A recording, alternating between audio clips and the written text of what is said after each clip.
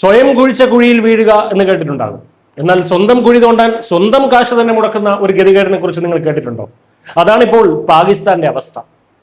ഇന്ത്യയെ അന്താരാഷ്ട്ര കോടതി കയറ്റാൻ പോയ പാകിസ്ഥാൻ ഇപ്പോൾ ഇന്ത്യയുടെ വക്കീൽ ഫീസ് കൂടി സ്വന്തം പോക്കറ്റിൽ നിന്ന് എടുത്തു കൊടുക്കേണ്ട നാണം കെട്ട അവസ്ഥയിലായിരിക്കുകയാണ്. സിന്ധു നദീജല കരാറുമായി ബന്ധപ്പെട്ട തർക്കത്തിൽ ഇന്ത്യയെ ലോകത്തിന് മുന്നിൽ നാണം കെടുത്താൻ വേണ്ടിയാണ് പാകിസ്ഥാൻ നെതർലാൻഡ് ഹേഗിലെ പെർമനന്റ് കോർട്ട് ഓഫ് ആർബിട്രേഷനെ സമീപിച്ചത്. എന്നാൽ ഇന്ത്യ ഈ കോടതി നടപടികൾ പൂർണ്ണമായും ബഹിഷ്കരിച്ചു. തർക്കം പരിഹരിക്കേണ്ടത് ഈ നിഷ്പക്ഷ വേദിയിലല്ലെന്നും PCA നിയമവിരുദ്ധമായി സ്ഥാപിച്ച കോടതിയാണെന്നുമുള്ള കൃത്യമായിട്ടുള്ള നിലപാടാണ് ഇന്ത്യ സ്വീകരിച്ചത്. ഇന്ത്യ വന്നില്ലെങ്കിലും കേസുമായി മുന്നോട്ട് പോകാനായിരുന്നു പാകിസ്ഥാന്റെ തൊലിക്കട്ടി. പക്ഷെ അവിടെ അവർക്ക് 8ന്റെ പണി കിട്ടി. ഈ കോടതിയിൽ വാദത്തിനെത്തുന്നവർ സ്വന്തം ചെലവ് സ്വയം വഹിക്കണം എന്നതാണ് ചട്ടം. ഇന്ത്യ വരാത്തത് കൊണ്ട് കേസ് കേൾക്കണമെങ്കിൽ പാകിസ്ഥാൻ സ്വന്തം ഫീസായിട്ടുള്ള $3 ലക്ഷം, ഇന്ത്യ അടക്കേണ്ടിയിരുന്ന $3 ലക്ഷം അടക്കം മൊത്തം $6 ലക്ഷം കോടതിയിൽ കെട്ടിവെക്കേണ്ടി വന്നു.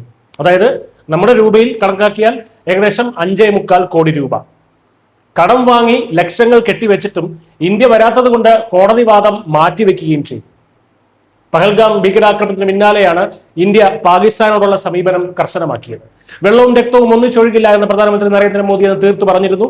ഭീകരർക്കെതിരെ അവിശ്വസനീയമായിട്ടുള്ള നടപടിയെടുക്കാതെ ഒരു വിട്ടുവീഴ്ചയ്ക്കുമില്ലെന്ന ഇന്ത്യയുടെ തീരുമാനം പാകിസ്ഥാന്റെ കൃഷിയെയും സമ്പദ് വ്യവസ്ഥയും ഒക്കെ അക്ഷരാർത്ഥത്തിൽ തകർത്തെറിഞ്ഞിരിക്കുകയാണ്.